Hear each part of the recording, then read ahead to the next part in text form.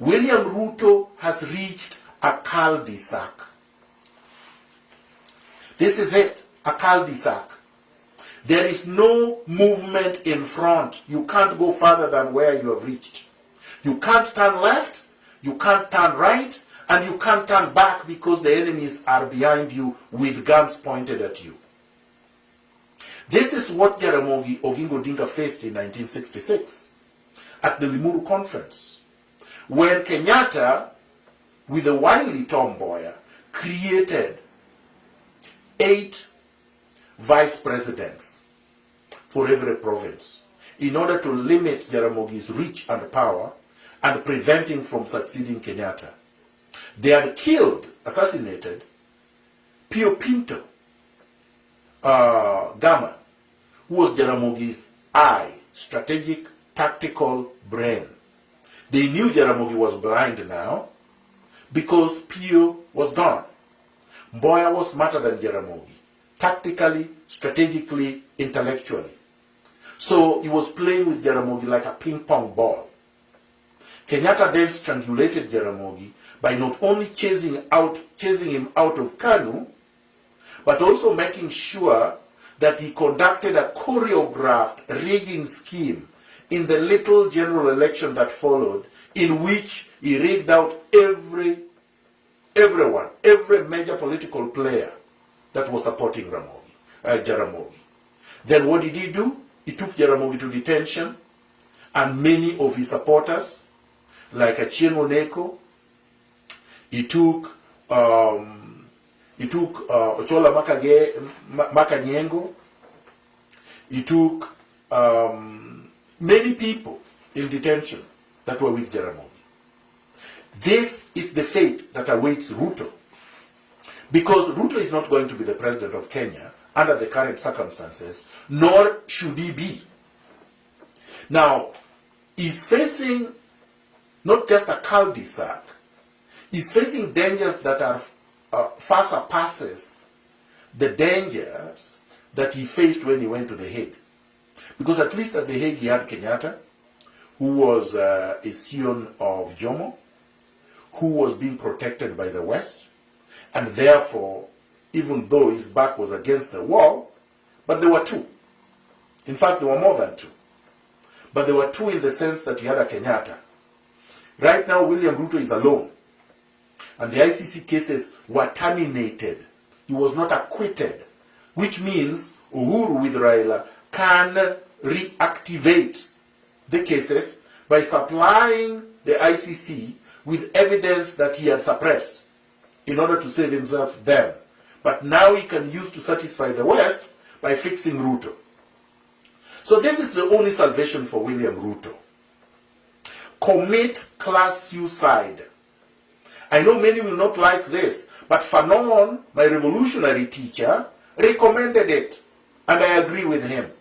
This is the same thing Fidel Castro did with Che Guevara, Ernesto Che Guevara.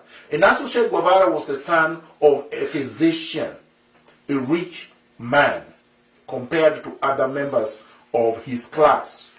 He committed class suicide and joined Castro in Mexico, or Mexico for people who speak Spanish, before they went to the Bay of Pigs and took power from Batista. Castro's father was a large landowner.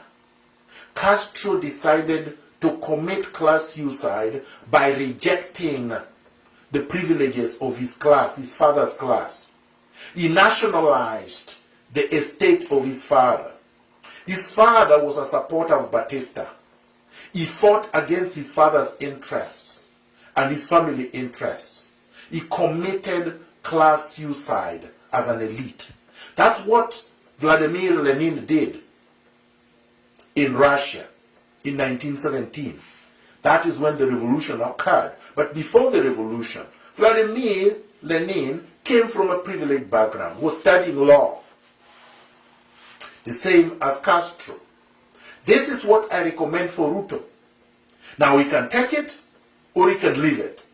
If he takes it, it means that he must restitute fully for all the wealth that he has stolen from the Kenyan people. He must return every single cent that he has stolen, every single land that he has looted. He must apologize concretely, and he must pay restitution. Then he must join the revolution. Then Kenyans will determine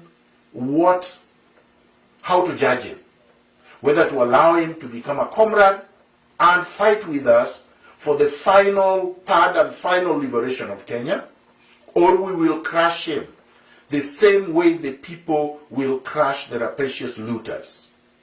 The revolution is ongoing, and it will reach a point where it cannot be sabotaged.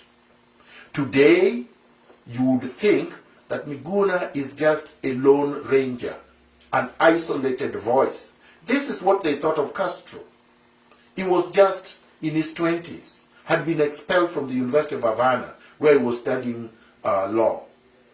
And with Raul, his younger brother, they left to go to Mexico. Two young men. They met Ernesto Che Guevara, an Argentine physician, who was just touring the rest of Latin America and documenting how the lumpen of the earth lived. They managed to execute one of the most brilliant revolutions in the world. There were two people. Lenin was alone and had been exiled for 10 years. So don't let anyone tell you that exile, the distance, will destroy the revolutionary fervor. It will not. Now, to Raila and Uhuru, you have chosen sides. You are on the side of the monopoly capital of the West. You are on the side of exploitation of the people. You are on the side of extrajudicial killings. You are on the side of assassinations. You are on the side of land grabbing. You are on the side of poisoning Kenyans with unsafe foods. You are on the side on electoral theft because you have not addressed it. You're not interested in reforming the IBC. You're not